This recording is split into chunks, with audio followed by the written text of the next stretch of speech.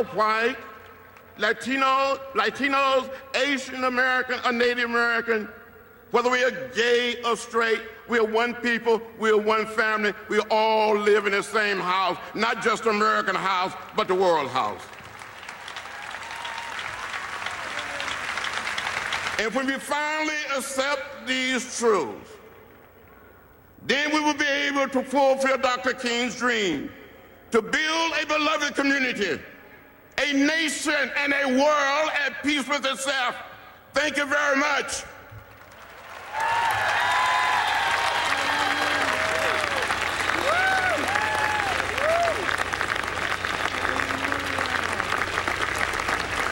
Please welcome the 39th President of the United States, Jimmy Carter.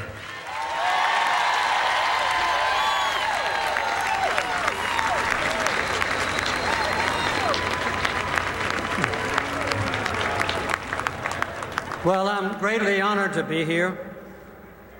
And I realize that most people know that it's highly unlikely that any of us three over on my right would have served in the White House or be on this platform had it not been for Martin Luther King Jr. and his movement and his crusade for civil rights. So we are grateful to him for us being here. I'm also proud that I came from the same part of the South as he did. He never lost contact with the folks back home and was helping Tennessee garbage workers, as you know, when he gave his life to erase this bullet. I remember how it was back in those days. I left Georgia in 1943 for college and the Navy. And when I came home from the submarine duty, I was put on the Board of Education. I suggested to the other members that we visit all the schools in the county. They had never done this before, and they were reluctant to go with me. But we finally did it. And we found that white children had 3 nice brick buildings.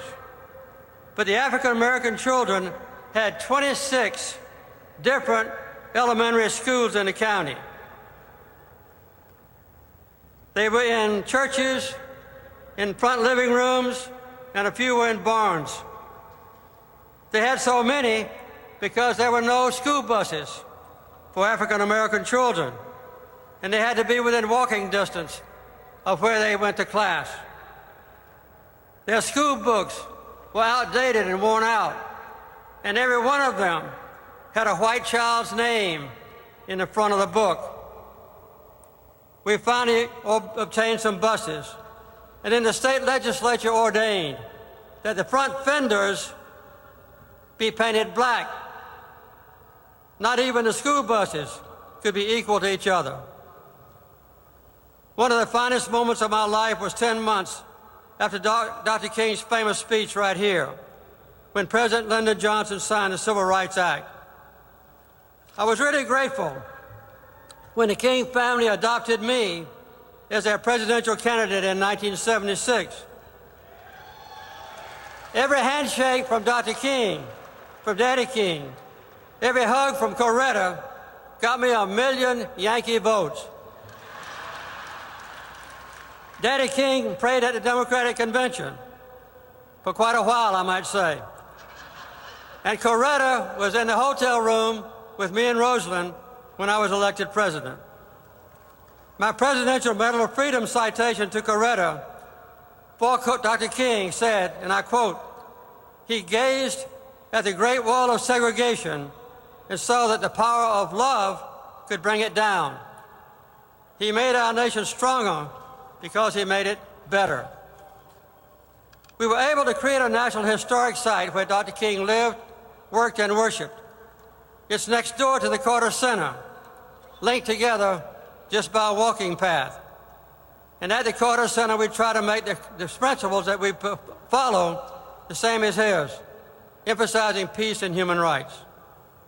I remember that Daddy King said, "Too many people think Martin freed only black people. In truth, he helped to free all people." And Daddy King added, "It's not enough to have a right to sit at a lunch counter if you can't afford to buy a meal." And he also said the ghetto still looks the same even from the front seat of a bus. Perhaps the most challenging statement of Martin Luther King Jr. was, and I quote, "The crucial question of our time is how to overcome oppression and violence without resorting to oppression and violence." In the Nobel Prize ceremony of 2002, I said that my fellow Georgian was, and I quote again, "the greatest leader that my native state and perhaps my native country has ever produced." And I was not excluding presidents and even the founding fathers when I said this. I believe we all know how Dr. King would have reacted to the new ID requirements to exclude certain voters, especially African Americans.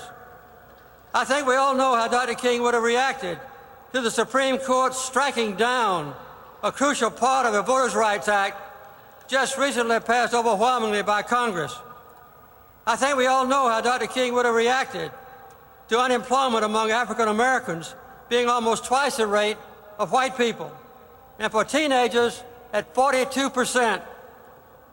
I think we would all know how Dr. King would have reacted to our country being awash in guns, and for more and more states passing stand your ground laws. I think we know how Dr. King would have reacted for people of District of Columbia still not having full citizenship rights.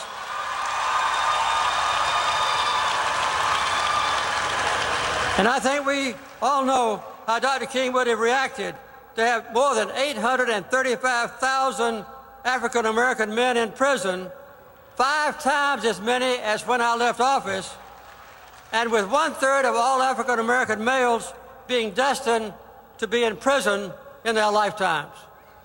Well, there's a tremendous agenda ahead of us, and I'm thankful to Martin Luther King Jr. that his dream is still alive. Thank you.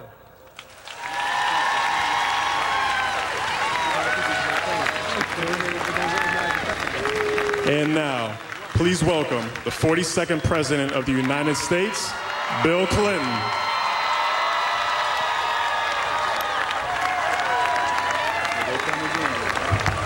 Thank you. Mr. President, Mrs. Obama, President Carter, Vice President Biden, Dr. Biden, I want to thank my great friend, Reverend Bernice King, and the King family for inviting me to be a part of this 50th observation of one of the most important days in American history. Dr. King and A. Philip Randolph, John Lewis and Bayard Rustin, Dorothy Height, Burley Evers, Daisy Bates, and all the others who led this massive march knew what they were doing on this hallowed ground. In the shadow of Lincoln's statue, the burning memory of the fact that he gave his life to preserve the Union and end slavery, Martin Luther King urged his crowd not to drink from the cup of bitterness, but to reach across the racial divide. Because, he said, we cannot walk alone. Their destiny is tied up with our destiny. Their freedom is inextricably bound to our freedom. He urged the victims of racial violence to meet white Americans with an outstretched hand, not a clenched fist, and in so doing to prove the redeeming power of unearned suffering. And then he dreamed of an America where all citizens would sit together at the table of brotherhood, where little white boys and girls and little black boys and girls would hold hands across the color line, where his own children would be judged not by the color of their skin, but by the content of their character. This march and that speech changed America. They opened minds, they melted hearts, and they moved millions, including a 17-year-old boy watching alone in his home in Arkansas.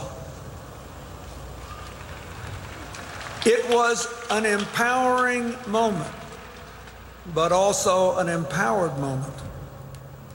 As the great chronicler of those years, Taylor Branch, wrote, the movement here gained the force to open, quote, the stubborn gates of freedom, and outflowed the Civil Rights Act, the Voting Rights Act, immigration reform, Medicare, Medicaid, open housing.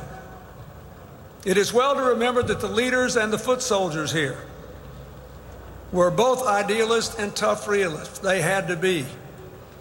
It was a violent time. Just 3 months later, we lost President Kennedy. And we thank God that President Johnson came in and fought for all those issues I just mentioned. Just 5 years later, we lost Senator Kennedy. And in between there was the carnage of the fight for jobs, freedom, and equality. Just 18 days after this march, 4 little children were killed in the Birmingham church bombing. Then there were the Ku Klux Klan murders, the Mississippi lynchings, and a dozen others, until in 1968, Dr. King himself was martyred, still marching for jobs and freedom. What a debt we owe to those people who came here 50 years ago.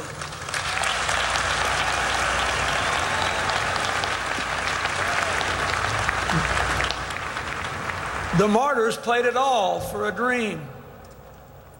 A dream, as John Lewis said, that millions have now actually lived. So how are we going to repay the debt? Dr. King's dream of interdependence, his prescription of wholehearted cooperation across racial lines, they ring as true today as they did 50 years ago. Oh yes, we face terrible political gridlock now. Read a little history. It's nothing new. Yes, there remain racial inequalities in employment, income, health, wealth, incarceration, and in the victims and perpetrators of violent crime. But we don't face beatings, lynchings, and shootings for our political beliefs anymore. And I would respectfully suggest that Martin Luther King did not live and die to hear his heirs whine about political gridlock. It is time to stop complaining and put our shoulders against the stubborn gates holding the American people back. We cannot be disheartened by the forces of resistance to building a modern economy of good jobs and rising incomes, or to rebuilding our education system, to give all our children a common core of knowledge necessary to ensure success, or to give Americans of all ages access to affordable college and training programs. And we thank the President for his efforts in those regards. We cannot relax in our efforts to implement health care reform in a way that ends discrimination against those with pre-existing conditions, one of which is inadequate income to pay for rising health care.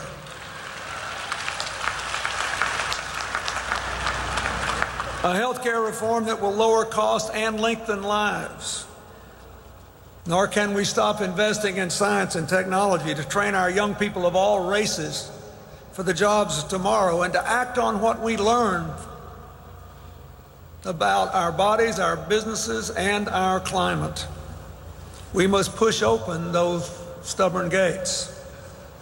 We cannot be discouraged by a Supreme Court decision that said we don't need this critical provision of the Voting Rights Act because look at the states. It made it harder for African Americans and Hispanics and students and the elderly and the infirm and poor working folks to vote.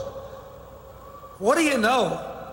They showed up, stood in line for hours, and voted anyway. So obviously we don't need any kind of law. But a great democracy